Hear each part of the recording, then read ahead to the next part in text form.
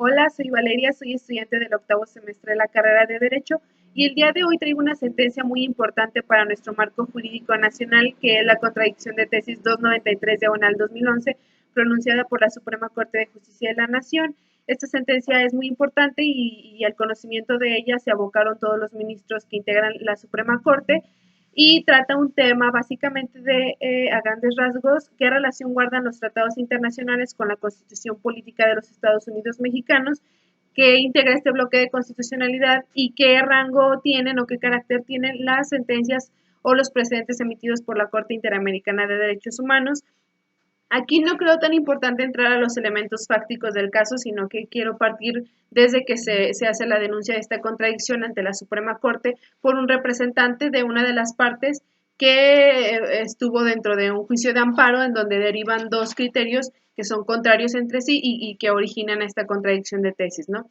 Bueno,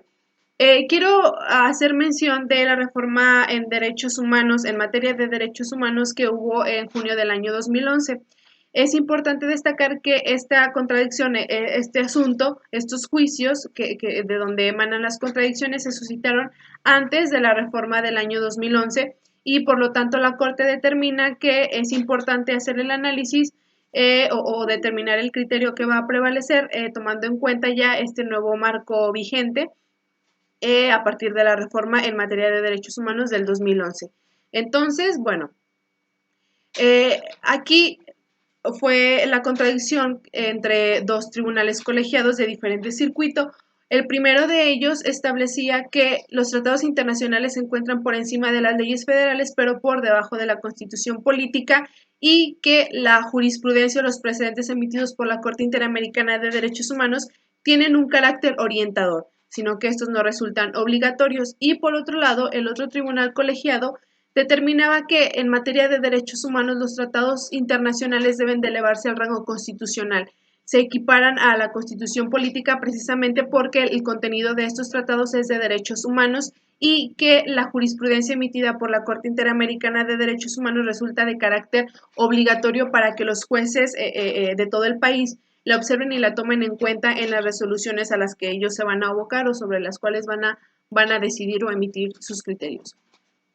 Entonces, bueno, estos son los dos criterios que están en choque y por los cuales la Corte determina que en efecto existe la contradicción y hay que abocarse o hay que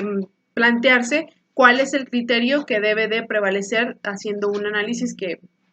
a continuación entraremos en detalle. Quiero mencionar aquí respecto a la obligatoriedad de los precedentes emitidos de la Corte Interamericana de Derechos Humanos que en el caso Radilla del expediente varios 912/2010, la Corte ya había determinado que estas sentencias en donde el Estado mexicano formara parte del litigio y fuera condenado, pues evidentemente forman o son obligatorios para el Estado mexicano porque ya representa una cosa juzgada de rango internacional y que el Estado mexicano solamente tiene que acatar a lo que estableció esta corte, ¿no? Entonces, ese era el precedente que había respecto a esa obligatoriedad. Había otros tres también, sin embargo, no había un criterio fijo sobre la calidad de estos tratados internacionales y la relación que guardaran con la constitución política. Y bueno, aquí creo muy importante entrar a los requisitos formales y materiales de validez. Como sabemos, para que se pueda celebrar un tratado internacional es importante que el presidente de la República lo celebre en su calidad de jefe de gobierno, de jefe de Estado, y por otro lado que el Senado de la República ratifique este tratado internacional. Ese es el primer requisito formal de validez y el segundo es el material en donde se ve contemplado en el artículo 133 constitucional y el 15 que habla de que solamente se podrán celebrar tratados internacionales cuando estos vayan conforme o acordes a lo que establece la Constitución política en materia de derechos humanos. No se pueden celebrar tratados que contravengan estas disposiciones de derechos humanos precisamente porque se busca o se persigue alcanzar o lograr este principio de progresividad, ¿no? Que hay que buscar ampliar el catálogo de derechos humanos y no tratar de restringirlos o de limitarlos. Entonces es importante estos dos elementos de requisitos formales y materiales. En un principio sí se puede advertir que los tratados internacionales se encuentran supeditados a la Constitución precisamente porque primero tiene que reunir estos requisitos, no cumplirlos. si no los cumple o se puede declarar que el tratado internacional no es vigente o que es inválido porque contraviene los derechos humanos que ya ha reconocido la Constitución política. Entonces es importante hacer esa aclaración. Una vez hecho el análisis de la Suprema Corte, dice, a ver, no podemos enfocarnos en que, a partir de la reforma en materia de derechos humanos del 2011, que los derechos humanos importan por la fuente de la que emanan, sino que lo que importa es el contenido en sí del derecho humano. En el momento de que un tratado internacional, aunque no sea de derechos humanos, contenga alguno, este se eleva inmediatamente a categoría de bloque constitucional, porque, reitero, se trata del contenido del tratado internacional, no de la fuente de donde emana, si es de rango internacional o si es de un rango interno, los dos deben de encontrarse en la misma jerarquía y ahí la Corte determina que no existe un nivel jerárquico respecto a la Constitución y los tratados internacionales por esa parte. Entonces también aquí es importante destacar que, por ejemplo, se encuentran tratados internacionales, la Convención de Viena, en donde los tratados internacionales no son en materia de derechos humanos propiamente, pero sí incluyen algunos que deben de ser elevados a la categoría constitucional. Y por otro lado, también habla de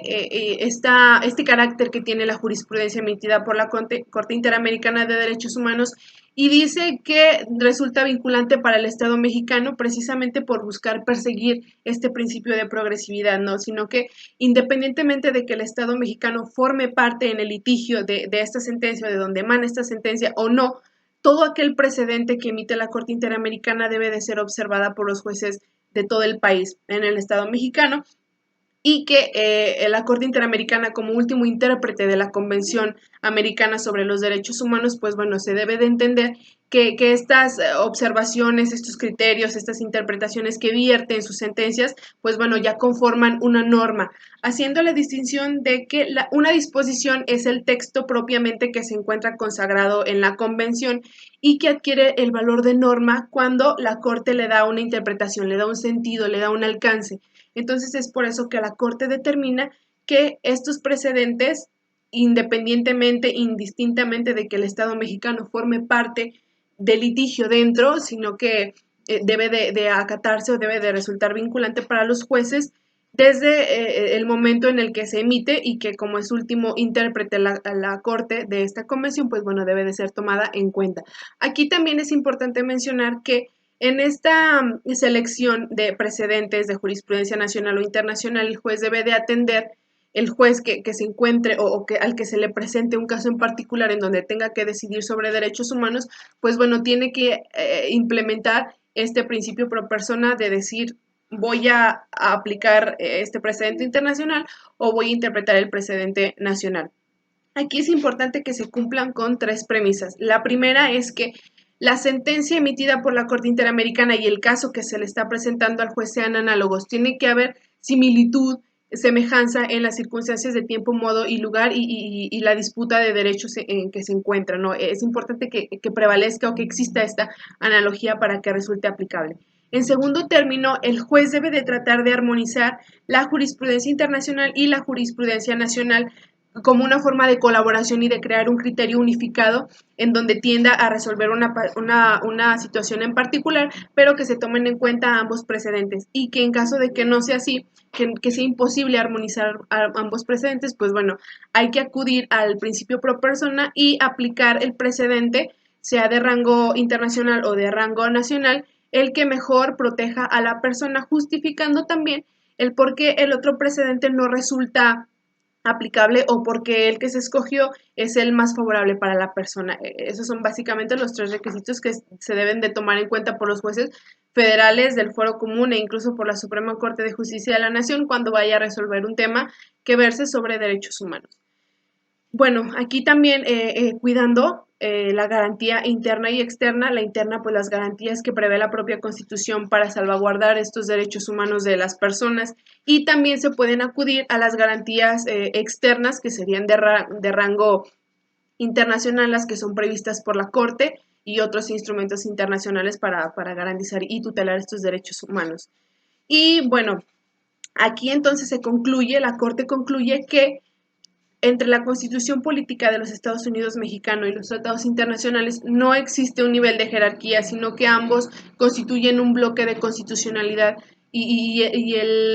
el parámetro de regulación constitucional sobre los cuales a partir de ellos habrá que hacer las interpretaciones y habrá que analizar los actos que realicen las autoridades o un caso en particular que se le presente a un juez, un magistrado o un ministro y que deba de resolver pues atendiendo a este bloque de constitucionalidad, ¿no? Y por otro lado, dice que la calidad o la relación que guarda la jurisprudencia internacional emitida por la Corte Interamericana de Derechos Humanos con México es de carácter vinculante, independientemente de que el Estado mexicano forme parte dentro del litigio o no, los jueces del país deben de observarlas, deben de tomarlas en cuenta para poder resolver y aplicar estos estándares o precisamente este bloque de constitucionalidad y este principio de la progresividad que ha trabajado ya la Suprema Corte y que, bueno, se planteó por el órgano constitucional reformador en la reforma en materia de derechos humanos en junio del año 2011. Esta sentencia fue muy debatida por los ministros, hubo varios votos concurrentes y hubo 3 votos particulares, 2 particulares propiamente y un particular en donde se dividió entre voto concurrente y voto particular. Y el primero de ellos pues fue emitido por el exministro, José Ramón Cosío Díaz, en donde él habla y dice que la Corte, en su proyecto final, eh, eh, cae en una contradicción. ¿Por qué lo dice? Porque dice que, esto es algo que también se determinó, que cuando la Constitución y los tratados internacionales se encuentran en un mismo rango de jerarquía, no, aquí, o sea, el bloque de constitucionalidad está integrado por ambos y lo único que importa es la norma, el derecho humano, no la fuente de donde emane, pero que cuando se habla de las restricciones que se hacen a estos derechos humanos se tiene que estar a lo que establece la Constitución. Entonces, aquí él dice que, por una parte, la manera tan tajante en la que la Corte determinó que deberá de estarse a lo que establece la Constitución en términos de restricciones, pues bueno, no resulta tan favorable, sino que aquí también debe de haber permeado el principio pro persona, ¿no? Que ante estas restricciones, pues el juez pudiera advertir cuál es aquella restricción que resulta menos o que menos menoscaba los derechos humanos de la persona. Entonces, ahí el ministro José Ramón Cosío está en contra de este fallo porque dice que la Corte cayó en una contradicción y que resta o le quita el mérito a este avance que hubo en materia de derechos humanos en el sentido de que, pues bueno, los tratados internacionales y la Constitución se encuentran al mismo nivel. Pero cuando las restricciones se presenten, pues habrá que estar a lo que dice la Constitución. Entonces dice ahí el ministro que cae en una contradicción la Corte. Y el segundo voto particular fue emitido por el ministro Luis María Aguilar Morales, él es actual ministro de la segunda sala, y entonces él es, contrario a la posición del primer ministro, exministro, dice que él está a lo que establece la Constitución. Discrepa muchísimo del fallo porque dice que los tratados internacionales no deben de ser elevados a rango constitucional, sino que el propio artículo primero constitucional dice que deberá de realizarse esta interpretación conforme a la Constitución y los tratados, pero tomando en cuenta los tratados como un criterio o como un parámetro orientador, no tanto como algo que debería de ser aplicable, sino que el artículo primero establece la interpretación, no quiere decir esto que por interpretación se entienda que hay que desaplicar una norma nacional o un derecho humano o una disposición contenida en la Constitución política y aplicarla internacional pasando por encima de la Constitución, sino que él dice que incluso la regularidad de la validez materiales y formales del tratado emana de la propia Constitución y incluso la forma de gobierno y muchísimas cosas más emana de la Constitución política y que debe de prevalecer como supremacía constitucional exclusivamente la Carta Magna. Entonces él dice que los tratados internacionales fue un error haberlos o no está de acuerdo en que se incorporen como bloque constitucional y también hace énfasis en la contradicción que dice el primer ministro en que cayó la Corte, en el sentido de que pues primero los elevan a un rango constitucional a los tratados internacionales, pero cuando deberá de estarse a las restricciones habrá de tomar medidas restrictivas de estos derechos humanos, pues habrá que estar a lo que establece la Constitución. Como sabemos, las restricciones de los derechos humanos, pues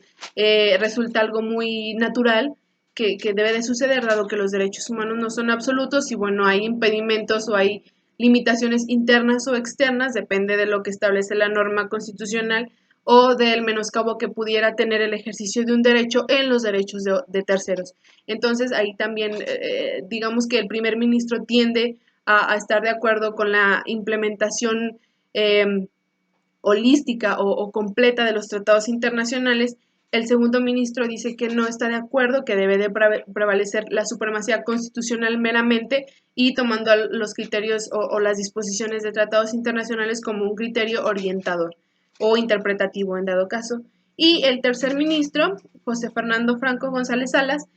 su voto particular fue respecto a al segundo criterio que emitió la Suprema Corte, de que la jurisprudencia internacional emitida por la Corte Interamericana de Derechos Humanos deberá de ser obligatoria. Él dice que deberá de ser solamente observada como orientadora porque los jueces del país pueden caer en ciertas lagunas o en ciertas indecisiones en el sentido de determinar pues cuál es el que debe de aplicar, el criterio que debe de aplicar, el nacional o el internacional. Entonces él dice que debe de prevalecer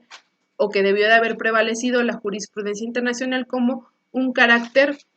meramente orientado. Y bueno, estos son básicamente los puntos más importantes de esta sentencia, la contradicción de tesis 293 diagonal 2011 y retomando, recapitulando ya para concluir, el bloque de constitucionalidad en México se integra por la Constitución Política de los Estados Unidos Mexicanos y los tratados internacionales importando el derecho humano que se encuentre dentro del tratado y no la fuente de donde emanen, dado que hay tratados internacionales que no son en materia de derechos humanos y que contienen uno que debe de ser elevado a la categoría constitucional. Y por otro lado, las determinaciones, los precedentes, las sentencias, la jurisprudencia emitida por la Corte Interamericana de Derechos Humanos resulta de carácter vinculante para el Estado mexicano, que los jueces en cualquier nivel, sean del foro federal o del foro común, pues deben de tenerlos en cuenta y adoptarlos como un estándar mínimo en el sentido de buscar esta progresividad de la que se hablaba, ¿no? Este principio que también está establecido en el artículo primero constitucional y que la Corte como último intérprete de la Convención Americana sobre Derechos Humanos, pues bueno, sus criterios resultan muy interesantes y muy importantes puesto que fungen, así lo estableció la Suprema Corte, como una extensión del propio tratado, ¿no? También ha habido discusión sobre si que esta extensión o estos precedentes no deberían de considerarse así, puesto que estas extensiones deben de llegar a un acuerdo a las partes, no que firman el tratado, que es propiamente una característica de un tratado y que no debería de ser considerada a estos argumentos o a estas interpretaciones emitidas por la Corte como una extensión de la Convención. Sin embargo, la Corte determinó que es importante para perseguir y tratar de implementar completamente esta reforma en materia de derechos humanos en el 2011, pues bueno, que estos criterios se tomen en cuenta por los estados parte que reconocieron la jurisdicción de la Corte Interamericana de Derechos Humanos y pues bueno, fueron básicamente los elementos más importantes que destaqué de esta sentencia, que es muy importante en nuestro marco jurídico nacional y que pues es importante difundirla, ¿no? Y conocerla. Fue muy famosa y fue muy debatida por los ministros y naturalmente pues en los foros jurídicos y en los abogados y en los estudiantes pues también es un tema muy debatible. Por mi parte ha sido todo, espero que este video les haya servido. Cualquier comentario, aportación que tengan respecto a la sentencia o algo que quieran comentar o sus opiniones respecto a los votos particulares o las posturas de los ministros, pues bueno, son bienvenidas. Por mi parte es todo y gracias.